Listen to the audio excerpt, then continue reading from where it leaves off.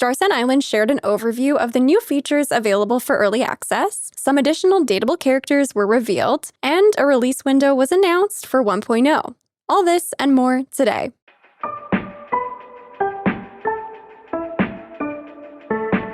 Hello friends, Sarah Sunstone here, bringing you the latest gaming news with Sunnyside Up. Today is January 30th, 2026. The developers of Starsand Island shared an update for the game's approaching early access launch, which is set for sometime in the month of February, though a specific date has yet to be confirmed. However, while we wait for this piece of news, we have an official overview of the new content that will be available at the early access launch, plus a release window for 1.0, which does include its launch onto consoles. Please shine that lovely like button if you appreciate being kept in the loop with the latest news and updates, and make sure to subscribe to my channel with your notifications on so you don't miss out. Otherwise, without any further ado, let's get right into it. So in the team's official post, they shared that after months of fine-tuning following the Steam Next Fest demo, they're thrilled to present the early access version, and here's a quick look at what's new and improved. So first up, we have the world and seasonal system enhancements. So beyond just day and night, they've also introduced a 4-season system, including spring, summer, autumn, and winter. Each new season will bring its own distinct scenery, atmosphere, and seasonal activities, making the world feel even more alive and immersive. So it's great to know that all 4 seasons will be available in early access right at launch. The second new area that's new and improved for early access is the deepening of the core gameplay systems. So all profession paths have been expanded from the beginner stages into a full-fledged expert tiers. This greatly enhances both the depth and breadth of gameplay, so let's go over what this means for each of the professions one by one. First up, we have farming, which will offer nearly 100 types of crops that can be cultivated. You can also discover brand new hybridization features to breed unique blossoms of your own. And in late game progression, you'll unlock greenhouses, allowing year-round cultivation of rare crops unrestricted by season. Next, we have the crafting profession. For this one, the team has added multiple special machines and advanced tools to streamline labor. And as your settlement advances, you can achieve automated mining, logging, and farming, freeing your hands for creativity and exploration. Next is the ranching profession. So beyond basic poultry, you can now raise over 10 new species, including cows, alpacas, and more. In addition to this, you'll also be able to discover more than 40 subspecies and color variants, plus 10 professional tools and facilities to enrich your ranching experience and realism. So that is very exciting and definitely a much wider variety of animals than what I was expecting for the ranching system. The next profession is fishing, and for this one, a new fish trap system will complement existing angling and aquaculture features. You will be able to collect over 100 aquatic creatures, including rare kingfish species from various habitats, such as the arapaima, the long barbelled dragonfish, and the king glowfish. And finally, for the professions available at the launch of early access, we have exploration. And for this one, the arsenal has been upgraded. So they've added bows, along with multiple arrow types, each imbued with distinct effects to enhance impact and combat feel.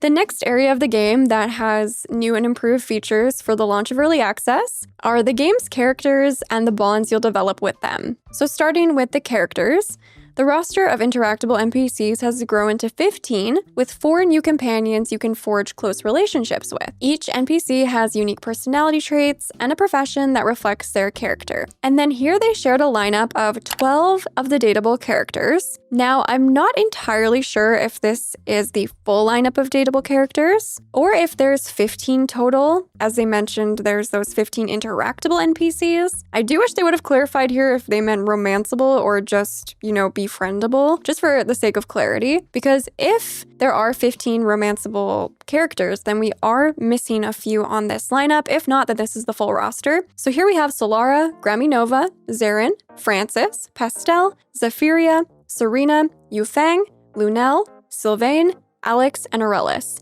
Now, a couple things you're going to notice. First of all, we have 3 brand new characters, which is Yufeng, Sylvain, and Alex. But you will also notice that Delphin's name has been changed to Francis, and Neona is missing. So I'm not sure if Neona is one of the additional characters they're mentioning in the full lineup of 15, or if Alex has replaced Neona. The only reason I speculate on that is just because Alex has a tool belt around their waist and Neona was a mechanic in the demo and the beta. So there is a possibility that something's been shifted here.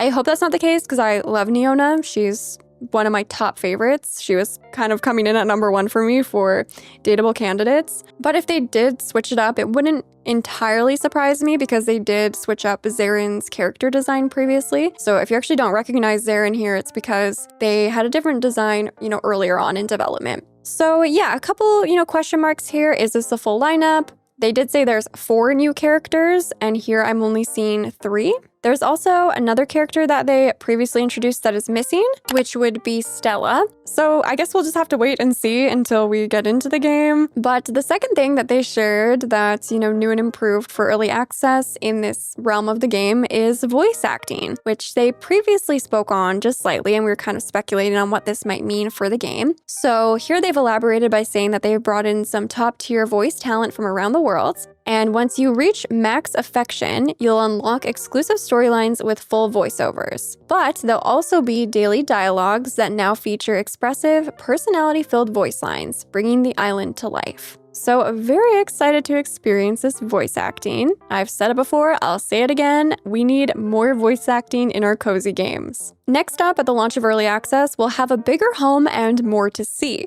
Now, what exactly does that mean? Well, apparently all 9 subplots of your homestead can now be unlocked, likely through progression. They've also added 3 new home environments: Blue Beach, Cloud Rest Lake, which is in the bamboo forest, and Windflute Island, which is the private island. And to fill your expanded home, they've added over 300 furniture pieces and hundreds of decorative items, so you'll have everything you need to create your perfect island getaway. Next up, there will be a variety of new ways to play in the categories of mounts and vehicles, customization, and cooking. So first up, with mounts and vehicles, there will be over 40 rideable items available, including 10 plus craftable vehicles, various water and air mounts, and over 20 rideable animal companions. On top of this, most vehicles will support modifications, such as jets and wheel upgrades. Over in the realm of customization, you're going to have more freedom than ever, because outfits are now fully modular. So you can mix and match hats, hairstyles, and accessories as you wish. They've also included an infinite color wheel that will let you personalize your hair, your eyes, and your skin tones for a truly one-of-a-kind look, which is excellent. We love a color wheel. And then in terms of cooking, recipes have been expanded to over 50 dishes,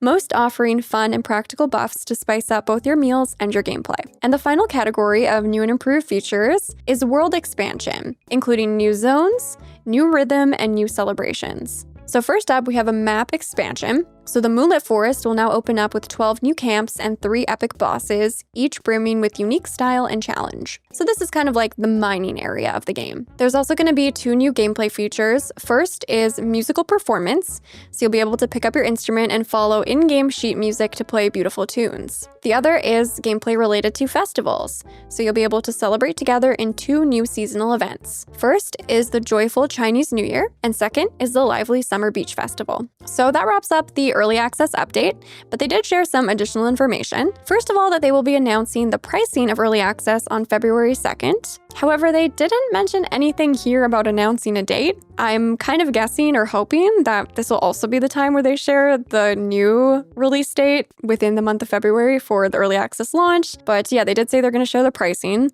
on February 2nd, so we'll stay tuned for that, and hopefully the release date as well. What they did share in terms of a release is the new release window for the full version of the game. So they're targeting summer 2026 for that, which will bring multiplayer, dating, and even more ways to enjoy island life. So actually very interesting that it seems like dating is not going to be available at early access launch. Unless I'm misinterpreting this, I'm kind of surprised that they're going to be ready to have like voice acting and such for all of these characters, but not the dating system implemented, especially considering a lot of their marketing, I'll say, has revolved around the interactions, the affection system, the romance, and all of that. Of course, I don't want them to rush out the feature if it's not ready. And, I've learned from playing other games that it's much better to experience a romance system in a game once it's fully fleshed out and complete, rather than one that keeps getting updated. And sometimes you miss out on, the charm of the progression and the flow of it all. So I definitely would prefer them to release it when it's all ready to release. But that was just a big surprise to me, to be honest, that it wouldn't be ready for the early access launch. But, in hindsight, that actually kind of makes sense why they were outlining the characters as, interactable NPCs rather than dateable NPCs, since dating won't seem to be available at early access launch. But just to reiterate, they're planning to release Starsand Island, across platforms sometime this summer. So it will be a shorter early access time period than what we maybe are accustomed to in the world of cozy gaming, where it often will be like a year minimum. So that's great news. But yeah, lots was shared today. Lots of really awesome stuff. Lots of really interesting stuff. So I would love to hear your thoughts down in the comments, as always, anything and everything. And with all that being said, thank you so much for watching. I love you all. And until next time, take care.